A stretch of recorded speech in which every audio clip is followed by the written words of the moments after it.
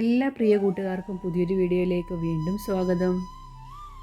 മാങ്ങ വെച്ചിട്ട് വളരെ ടേസ്റ്റി ആയിട്ടുള്ള റെസിപ്പിയാണ് നിങ്ങളുമായിട്ട് പങ്കുവയ്ക്കുന്നത്. ഇതുപോലെ തയ്യാറാക്കി വെക്കുകയാണെങ്കിൽ കുറേ ദിവസം നമുക്ക് ഉപയോഗിക്കാനായിട്ട് പറ്റും. ചോറിൻ്റെ കൂടെയൊക്കെ നല്ല കിടു കോമ്പിനേഷൻ ആയിട്ടുള്ള ഈ ഒരു റെസിപ്പി നമുക്ക് പെട്ടെന്നൊന്ന് കണ്ടിട്ട് വന്നാലോ.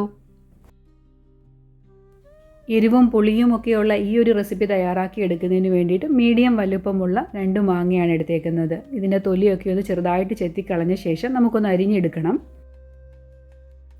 ചെറുതായിട്ട് അതിൻ്റെ തൊലിയൊന്ന് ചെത്തി മാറ്റിയാൽ മതി. ആ പുറത്തുള്ള കരിന്തൊലി ഒന്ന് ചെറിയ രീതിയിലൊന്ന് ചെത്തി മാറ്റിയ ശേഷം ഈ ഒരു രീതിയിൽ നമുക്കൊന്ന് നുറുക്കിയെടുക്കണം.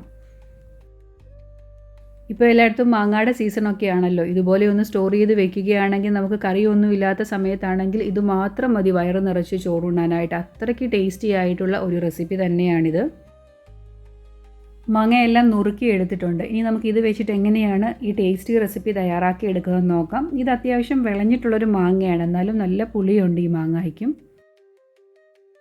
2 ടേബിൾ സ്പൂൺ അളവിൽ നല്ലെണ്ണയാണ് ഒഴിച്ചേക്കുന്നത്. അതിലോട്ടൊരു 1/2 ടീസ്പൂണ് കടുകിട്ട് നമുക്കൊന്ന് പൊട്ടിച്ചെടുക്കണം.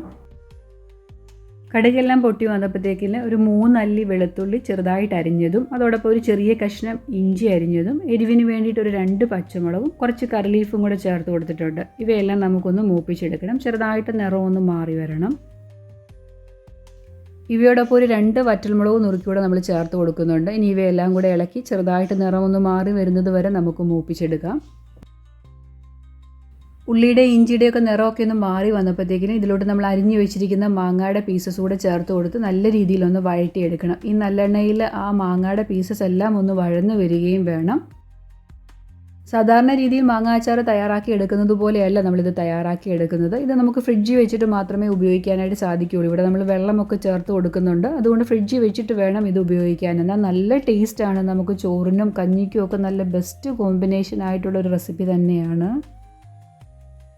മാങ്ങയുടെ കഷ്ണങ്ങൾ ആ ഓയിലിൽ കിടന്നൊന്ന് ചെറുതായിട്ട് സോഫ്റ്റായി കിടന്നത് വരെ നമ്മൾ വഴറ്റിയെടുക്കണം. തൊലി ചെത്താതെ വേണമെങ്കിൽ നുറുക്കിയെടുത്തിട്ട് ബാക്കി ഇതുപോലെ തന്നെ ചെയ്താലും കുഴപ്പമൊന്നുമില്ല. തൊലി ചെത്തുകയാണെങ്കിൽ പെട്ടെന്ന് തന്നെ ആ ഓയിലൊന്ന് വഴന്നൊക്കെ കിട്ടും.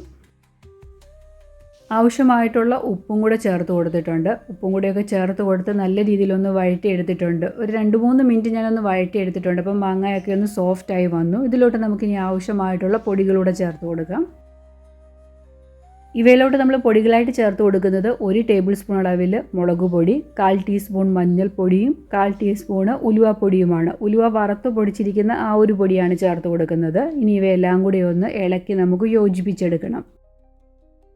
മാങ്ങയിലോട്ട് ഈ മുളകും ഉപ്പും ഒക്കെ ഒന്ന് പിടിച്ച് വരത്തക്ക രീതിയിൽ തന്നെ ഒന്ന് മിക്സ് ചെയ്തെടുക്കണം. ഇങ്ങനെ തന്നെ നമ്മൾ ഇളക്കിക്കൊണ്ടിരിക്കുമ്പോൾ തന്നെ നമുക്ക് കഴിക്കാനായിട്ട് തോന്നും. അത്രയ്ക്ക് നല്ല ടേസ്റ്റാണ്. ഈ ഒരു സമയത്ത് നമ്മൾ ഈ ഒരു പീസ് എടുത്ത് കഴിച്ചാൽ തന്നെ ഈ ഒരു പരുവത്തിൽ നമുക്ക് പെരട്ടി എടുത്തിട്ട് വേണമെങ്കിലും ഈ മാങ്ങയുടെ പീസസ് ഉപയോഗിക്കാവുന്നതാണ്. ഇവിടെ ഞാൻ ഒന്നും കൂടി ഒന്ന് കുഴഞ്ഞു വരുന്ന രീതിയിലാണ് ഇത് തയ്യാറാക്കി എടുക്കുന്നത്. അതുകൊണ്ട് 1 കപ്പ് അളവിൽ വെള്ളം കൂടെ ചേർത്ത് കൊടുത്തിട്ട് അടച്ചു വെച്ചിട്ട് ഇതൊന്ന് വെന്തുടഞ്ഞ് കിട്ടുന്ന പരുവത്തിൽ ആക്കിയെടുക്കുന്നുണ്ട്. മാങ്ങയുടെ പീസസൊക്കെ വെന്ത് വന്നിട്ടുണ്ട്. നമ്മളിവിടെ തയ്യാറാക്കി എടുക്കുന്നത് ശർക്കര മാങ്ങയാണ്. എരിവും പുളിയും മധുരവും ഒക്കെ ചേർന്നിട്ടുള്ള നല്ല കിടിലനായിട്ടുള്ള റെസിപ്പി. അപ്പോൾ ഇതിനകത്തോട്ട് മധുരത്തിന് ആവശ്യമായിട്ടുള്ള ശർക്കര ചേർത്ത് കൊടുക്കണം. ഏകദേശം 1 ടേബിൾ സ്പൂൺ അളവിൽ ശർക്കര ചേർത്ത് കൊടുക്കുന്നുണ്ട്. ശർക്കരയുടെ അളവൊക്കെ നമ്മുടെ ഇഷ്ടത്തിനനുസരിച്ചിട്ട് ചേഞ്ചസ് വരുത്തി ചേർത്ത് കൊടുക്കേണ്ടതാണ്. ഞാനിവിടെ 1 ടേബിൾ സ്പൂണേ ചേർത്ത് കൊടുക്കുന്നുള്ളൂ. ആ ഒരു പരുവത്തിലുള്ള മധുരമാണ് എനിക്കിഷ്ടം. അതുകൊണ്ട് നമുക്ക് കുറച്ചും കൂടെ ആവശ്യമുണ്ടെന്നുണ്ടെങ്കിൽ അതിനൊക്കെ ചേഞ്ചസ് വരുത്തി തന്നെ ചേർത്ത് കൊടുക്കാവുന്നതാണ്. ഇപ്പം നല്ല രീതിയിൽ വെന്ത് ഉടഞ്ഞ് നമുക്ക് കിട്ടിയിട്ടുണ്ട്. സദ്യയൊക്കെ തയ്യാറാക്കി എടുക്കുമ്പോൾ തൊടുകറിയായിട്ട് ഇതും കൂടി ഒന്ന് തയ്യാറാക്കി നോക്കൂ. എല്ലാവർക്കും വളരെയധികം ഇഷ്ടപ്പെടുന്ന നല്ല ടേസ്റ്റി ആയിട്ടുള്ള റെസിപ്പി തന്നെയാണിത്.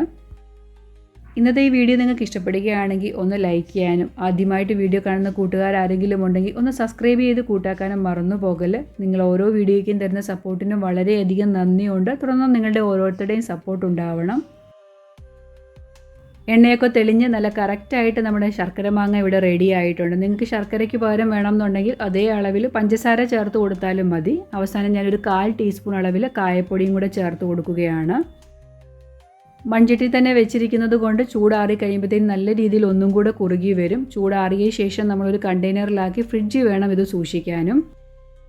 വെള്ളമൊക്കെ ചേർത്ത് കൊടുത്തത് കൊണ്ട് പുറത്ത് വെച്ചാൽ പെട്ടെന്ന് തന്നെ കേടായി പോകും. ഫ്രിഡ്ജിലാണെങ്കിൽ കുറേ ദിവസം നമുക്ക് ഉപയോഗിക്കാനായിട്ട് സാധിക്കും. നമുക്ക് ദോശയുടെ കൂടെയും ഇഡ്ഡലിയുടെ കൂടെ ഒക്കെ വേണമെങ്കിലും ഇത് സെർവ് ചെയ്യാൻ നല്ല ടേസ്റ്റാണ്. ഒരു തവണ നിങ്ങൾ ഇതുപോലെ ഒന്ന് തയ്യാറാക്കി നോക്കണം. മൺചട്ടി തന്നെ വെച്ചതുകൊണ്ട് ചൂടാറിയ ശേഷം നല്ല രീതിയിൽ തന്നെ കുറുകി വന്നിട്ടുണ്ട് കണ്ടോ. ഈ ഒരു രീതിയിൽ നമുക്ക് കുറുകി കിട്ടും. ചൂടാറിയ ശേഷം വേണം നമ്മൾ കണ്ടെയ്നറിലാക്കി ഫ്രിഡ്ജിൽ സൂക്ഷിക്കാനും. ഈ ഒരു കറി ഉണ്ടെങ്കിൽ നമുക്ക് വയറ് നിറച്ച് ചോറുണ്ണാനായിട്ട് മറ്റ് കറികളുടെ ആവശ്യമേ ഇല്ല. ഈ വീഡിയോ നിങ്ങൾക്ക് ഇഷ്ടപ്പെടുകയാണെങ്കിൽ നിങ്ങളുടെ ഫ്രണ്ട്സിനും റിലേറ്റീവ്സിനും ഒക്കെ ഒന്ന് ഷെയർ ചെയ്ത് ഈ കുഞ്ഞു ചാനലൊരു സപ്പോർട്ടും കൂടെ തരാൻ മറന്നു പോകല്ല. ഇന്നത്തെ ഈ വീഡിയോ ഞാൻ ഇവിടം കൊണ്ട് അവസാനിപ്പിക്കുകയാണ്. അടുത്ത ദിവസം നല്ലൊരു റെസിപ്പിയായിട്ട് വളരെ പെട്ടെന്ന് തന്നെ ഞാൻ നിങ്ങളുടെ അടുത്തേക്ക് എത്തുന്നതാണ്. Thanks for watching.